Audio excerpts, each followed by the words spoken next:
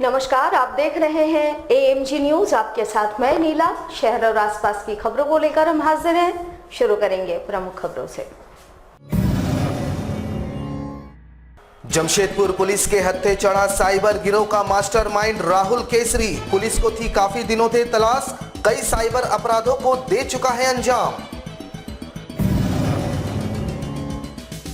Tata steel कर्मचारियों के लिए बुधवार को रहा खुशी का दिन। अगले 3 सालों में होगी 500 निबंधित पुत्रों की बहाली। करवा चौथ के दिन सुहागिन महिलाओं ने अपने पति के लंबी आयु के लिए रखा व्रत, हुई विशेष पूजा अर्चना।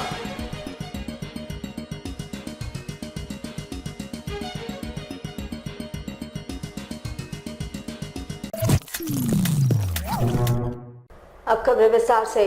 जमशेदपुर पुलिस ने साइबर गिरोह के मास्टरमाइंड राहुल केसरी को गिरफ्तार करने में सफलता प्राप्त की है। आपको बता दें कि राहुल केसरी की जमशेदपुर साइबर सेल को लंबे समय से तलाश थी और इसको लेकर पुलिस लगातार छापेमारी कर रही थी। इसी क्रम में जमशेदपुर पुलिस ने गुप्त सूचना मिलने पर राहुल को कोलकाता के न्यू टाउन से गिरफ्तार करने में सफलता हासिल की, जिसे बुधवार को न्यायिक हिरासत में भेज दिया गया।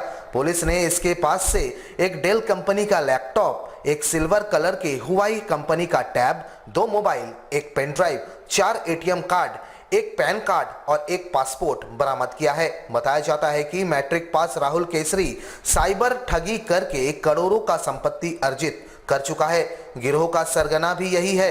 इससे पूर्व इसके गिरोह के 5 सदस्यों को पुलिस ने पहले ही गिरफ्तार कर न्यायिक हिरासत में भेज दिया था। वैसे अभी भी इसका एक साथी पुलिस के गिरफ्त से दूर चल रहा है। इस गिरोह का जाल झारखंड सहित बिहार और बंगाल में फैला हुआ है। इसका मुख्य काम अमेज़न जैसे अन्य ब्रांडेड कंपनियों के नाम से मिलता जुलता फर्जी सॉफ्टवेयर डेवलप कर ग्राहकों को ठगने का बताया जा रहा है।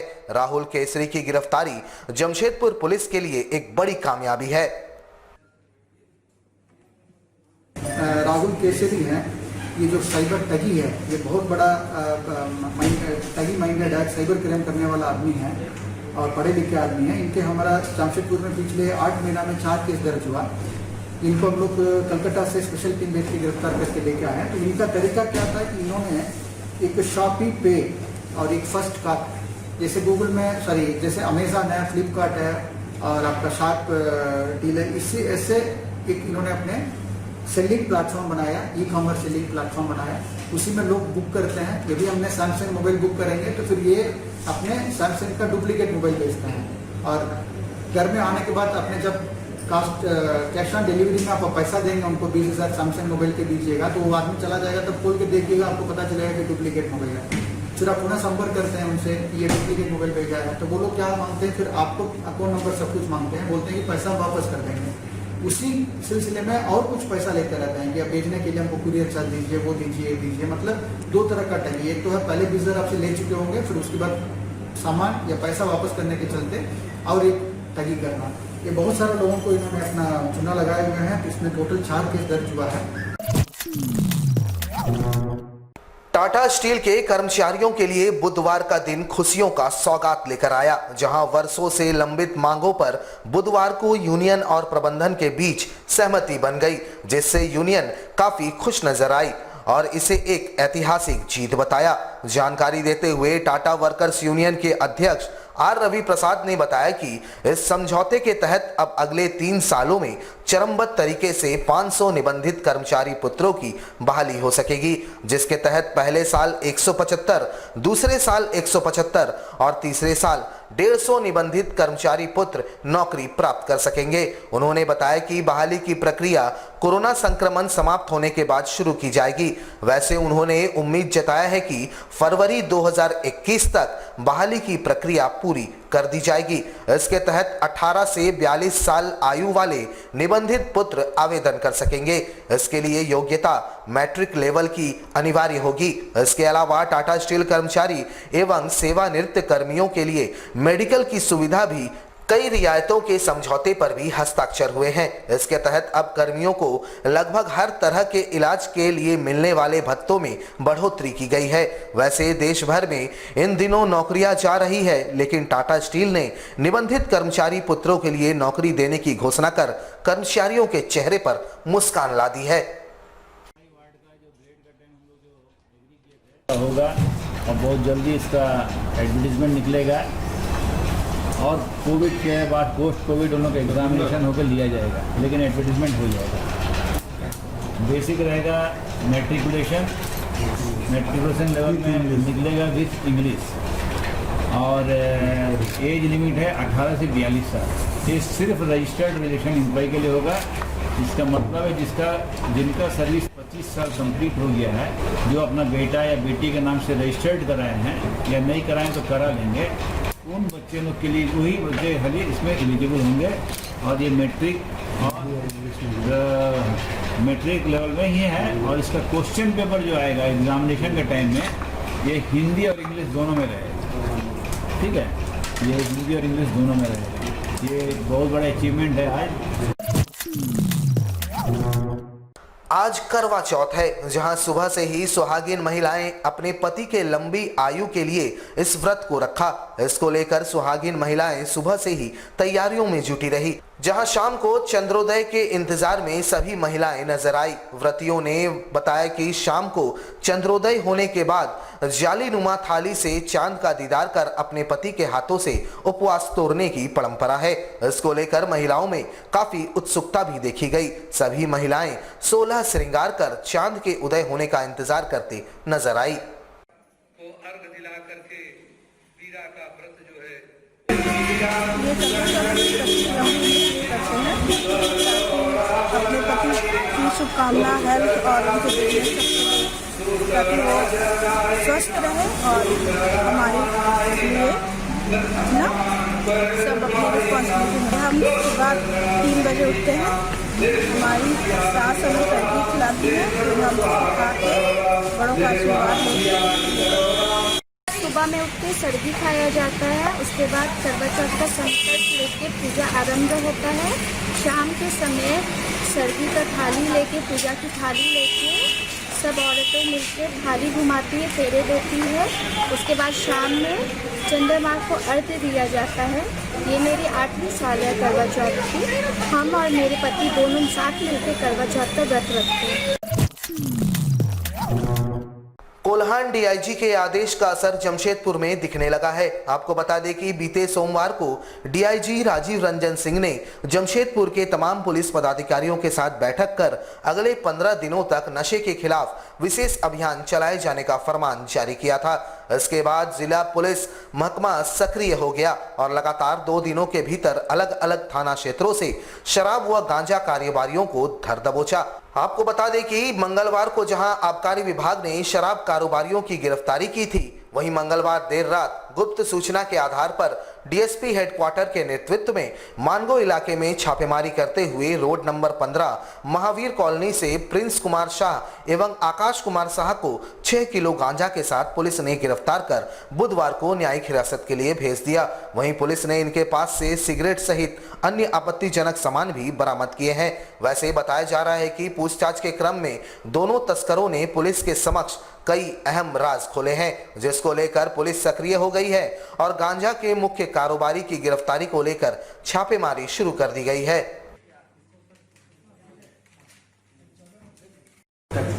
हम लोग एक मुहिम चला रहे हैं इलीगल जो इलिसिट ड्रग्स है उसका, और ये जो दारू भट्टी इन लोगों के खिलाफ हम लोग कार्रवाई कर रहे हैं। तो प्रतिदिन हम लोग एक स्पेशल टीम बना के अपने अपने डीएसपी क्षेत्र में और थाना अपने अपने क्षेत्र में जो भी इनपुट हम लोग को मिल रही है या पुराना जेल से जो निकले हैं उन लोग को सत्यापित करना और जो जगह पे ऐसे कारोबार होती है उन लोगों के खिलाफ कार्रवाई करने के लिए मुहिम में कल हम लोग को मांगो थाना क्षेत्र में एक इनपुट मिला था कि कहीं गांजा बिकने के, marijuana बिकने के जो है सूचना मिला था। उसमें सूचना को सत्यापन हेतु डीएसपी के नेतृत्व में एक टीम गठित किया गया है विशेष टीम के द्वारा। मांगो में रोड नंबर 15 महावीर कॉलोनी के बगल में एक दुकान में प्रिंस कुमार शाह उनके नामक के दुकान में हम लोगों को करीब 2 किलो को गांजा हम लोग को रेड के द्वारा मिला। उनसे फिर पूछताछ किया गया है। उसके बाद वो अपना निशानदेही पे एक आकाश कुमार शाह, उनके अपने दोस्त हैं, उनके घर में भी सामान लेने के लिए बात बताएं। तो फिर वहाँ पर जाके भी सर्च वगैरह किया गया डिलीवर। तो डिलीवर तलाशी के बाद हम लोग को रिकवरी वहाँ से 4 किलोग्राम हुआ और इसमें काफ़ी सारा सामान आप देख सकते हैं कि जैसे सिगरेट है उसको निकाल करके अंदर दूसरा वो मसाला निकाल करके दूसरा जो गांजा वाला पुड़िया डालने का जो उपकरण है वो भी मिला है हम लोगों का। और इसमें बहुत दिन से ये लोग अपना कारोबार करते आ रहे हैं। राज्य के पहले वित्त मंत्री और पूर्व लोकसभा स्पीकर एमपी सिंह की पत्नी मिथिलेश सिंह का बुधवार को निधन हो गया। वे 82 वर्ष की थी। स्वर्गीय मिथिलेश सिंह अपने पीछे एक पुत्र और एक पुत्री सहित भरा पूरा परिवार छोड़ गई है। पुत्र अभय सिंह बीजेपी प्रदेश कार्य समिति के सदस्य हैं। स्वर्गीय सिंह लंबे समय से बीमार चल रही थी, जिनका टाटा मुख्य अस्पताल में इलाज चल रहा था, जहां आज सुबह उन्होंने अंतिम सांसें ली। वहीं घटना की सूचना मिलते ही स्वर्गीय एमपी सिंह के भाई और आरा से विधायक रहे अमरेंद्र प्रताप सिंह शहर पहुंचे। उधर श्रीमती सिंह की मौत के खबर मिलते ही एमपी सिंह के सहयोगी रहे नेतागण एवं जमशेदपुर के शुभचिंतक उनके पुत्र अभय सिंह उज्जैन से मिलकर उन्हें सांत्वना दी। वहीं बुधवार दोपहर स्वर्गीय सिंह के आवास से स्वर्णरेखा बर्निंग घाट के लिए शव यात्रा निकली, जिसमें सैकड़ों लोगों ने हिस्सा लिया।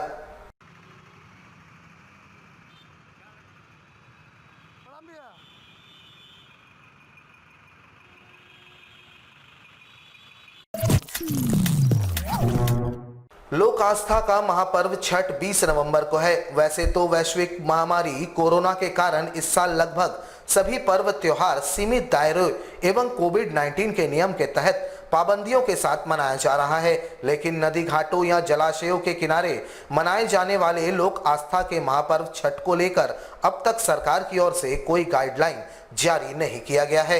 वैसे लोक आस्था का महापर्व जो नदी तटों एवं तालाबों के किनारे संपन्न होता है, जिसमें इसकी एक विशेष महत्ता है। ऐसे में सरकार और जिला प्रशासन की ओर से अब तक कोई गाइडलाइन नहीं जारी किया गया। इसको लेकर छठ व्रतधारियों के बीच चिंता और भी गहरा गया है। वैसे लौहनगरी जमशेदपुर में भी लोक आस्था का महापर्व छठ काफी बड़े पैमाने पर मनाया जाता है। इसकी तैयारियां स्वयंसेवी एवं सामाजिक संगठन दशहरे के बाद से ही शुरू कर देते हैं। हालांकि एहतियात के तौर पर इसकी तैयारी भी शुरू कर दी गई है, लेकिन दुविधा की स्थिति बनी हुई है। अभी तक किसी सरकार की तरफ से कोई गाइडलाइन नहीं मिली है अभी तक, और हम लोग इंतजार में हैं कि सरकार की कोई गाइडलाइन आए, क्योंकि आस्था पर्व महापर्व भी है, छठ पर्व है, और इसमें काफ़ी संख्या में लोग छठ पर्व करते हैं। और जिस तरह से चैती छठ में सरकार का था कि घरों में कर लें, तो उस समय तो छोटा पर्व था, लोग अपने घरों में कर लिए, लेकिन इसमें असंभव लग रहा है कि घर में नहीं कर पाएंगे और नदी तालाब में लोग जाएंगे ही। इसलिए सरकार से निवेदन है कि जल्द से जल्द हम लोग को गाइडलाइन दें कि हम लोग छठ घाट का साफ सफाई करें, क्योंकि समय भी कम है, दिवाली भी नज़दीक आ चुका है। जेएनएससी के द्वारा भी अभी तक किसी तरह की कार्रवाई नहीं हो रही है साफ सफाई का। सरकार का गाइडलाइन का इंतजार लोग कर रहे हैं।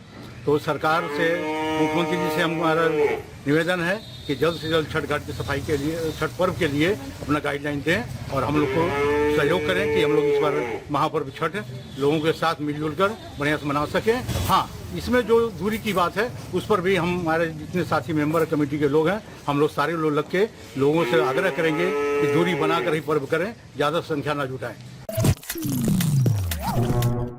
पूर्वी सिंहभूम के झामुमो पार्टी के 4 विधायक आज अचानक निर्दलीय विधायक सरयू राय के घर पहुंचे, जहां विधायक सरयू राय के घर 5 विधायकों को एक अहम बैठक हुई। हालांकि इस बैठक को लेकर कई तरह की बातें चर्चा का विषय बन गया, जहां 2 विधानसभा क्षेत्र में उपचुनाव होने के बाद अचानक भाजपा पार्टी के पूर्व नेता सह निर्दलीय विधायक सरयू राय के घर झामुमो के 4 विधायक पहुंच गए।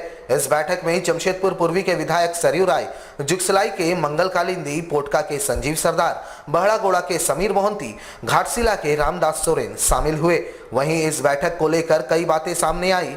इस बैठक के बारे में जब सरयू राय से पूछा गया तो उन्होंने टोल मटोल जवाब देते हुए कहा कि यह बैठक बस एक औपचारिक बैठक थी। इस बैठक में किस तरह पूर्वी सिंहभूम जिले के समस्याओं का हल निकाला जाए और किस तरह से बड़ी समस्याएं हैं उनको मंत्री और मुख्यमंत्री तक पहुंचाया जाए। साथ ही हम सभी विधायक सरकार की योजना के साथ अन्य समस्याओं से क्षेत्र की जनता को निजात दिलाने के लिए एक अभियान की शुरुआत करने जा रहे हैं, जिसमें हर महीने सभी विधायकों द्वारा उपायुक्त और एसएसपी के साथ बैठक किया जाएगा। इस बैठक को लेकर लोग राजनीति ना करें। पूर्वी सिंहभूम जिला है, इसके जितने विधायक हैं हम लोग निर्णय किया है कि हम लोग कहीं न कहीं आज हमारे यहाँ आए हैं, कल अगले महीना रामदास साहब के यहाँ बैठेंगे, अगले महीना मंगल जी के यहाँ बैठेंगे, फिर संजीव जी के यहाँ बैठेंगे। बैठ के जो हम लोगों के जिले की समस्या है, गांव है, गरीब है, कम वेतन पाने वाला मजदूर है, उसको हम लोग कैसे राहत दिलाएं। और दूसरा, इस जिले में जो कुछ अच्छी परियोजनाएं हैं, जैसे एमजीएम अस्पताल है, उसको कैसे ठीक किया जाए। तो आज हम लोग बातचीत में यही निष्कर्ष निकला कि 15 तारीख को राज्य का स्थापना दिवस है। इसके बाद हम लोग यहाँ के 4-5 विधायक हैं।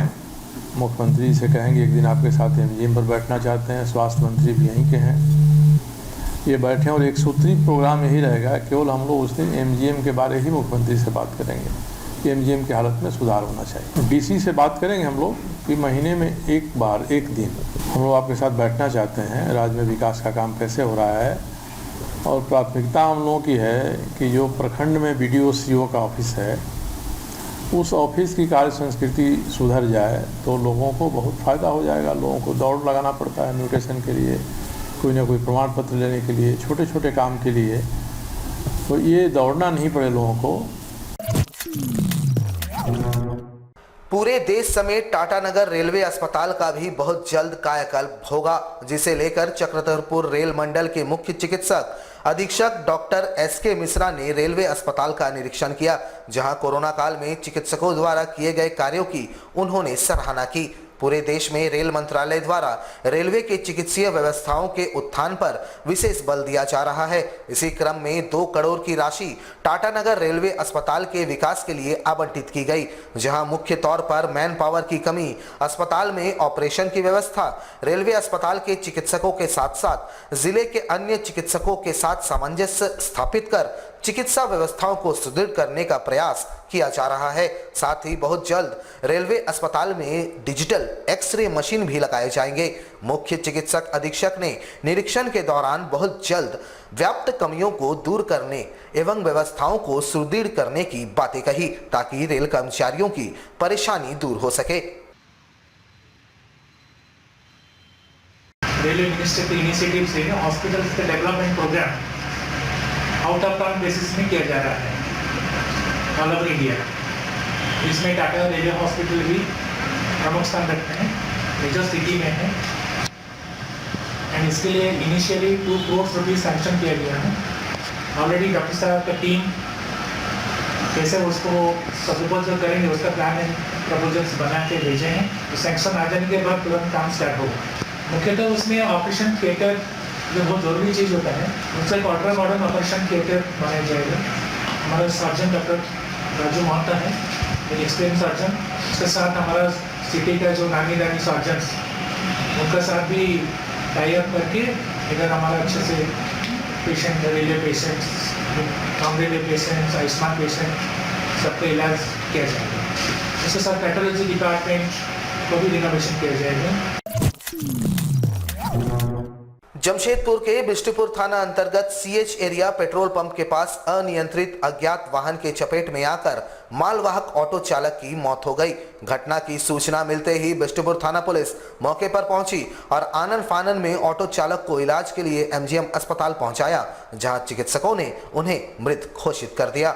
मृत ऑटो चालक का नाम रवि बताया जा रहा है, जो सोनारी कपाली बस्ती का रहने वाला था। वहीं घटना की सूचना मिलते ही परिजन अस्पताल पहुंचे, जहां परिजनों का रो रो कर बुरा हाल हो गया। वैसे ही मौके पर पहुंची पुलिस ने दावा किया है कि जल्द ही धक्का मारने वाले वाहन चालक को गिरफ्तार कर लिया जाएगा। खबर हुआ कि साईं बाबा मंदिर के पास आप लोग लोकेशन बनाइए, वहाँ गए तो देखे कि एक्सीडेंट हुआ हो। अच्छा, उसके बाद इसको हम लोग देखे तो वहाँ लगा कि डेथ कर गया है।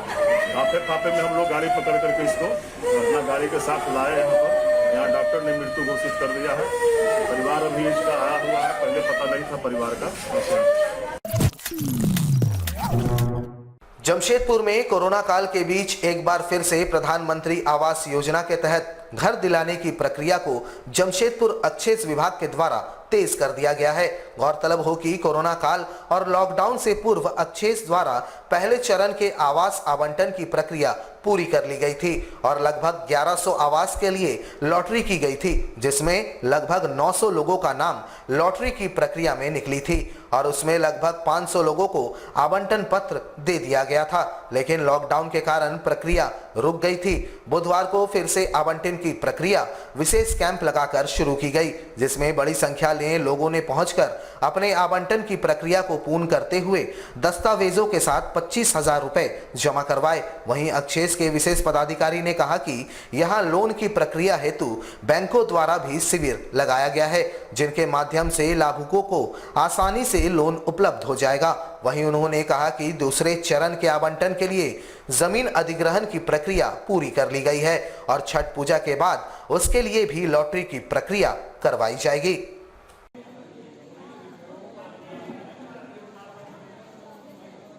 आवास के वर्टिकल 3 के तहत जिन लोगों को लॉटरी निकाली गई थी, तो उन लोगों के द्वारा करीब कुछ डॉक्यूमेंट्स और 25,000 रुपये जो टोकन मनी के रूप में देना था, कई लोग जमा नहीं किए थे।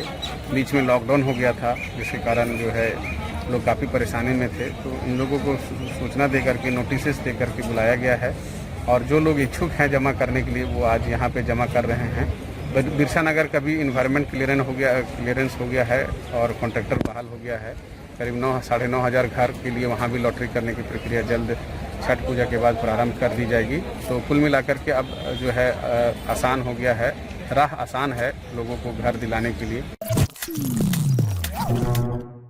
जमशेदपुर के बिष्टुपुर थाना अंतर्गत धातकीडी में आपसी रंजिश में सैफ नामक युवक ने आसिफ नामक युवक पर चाकू से हमला कर दिया।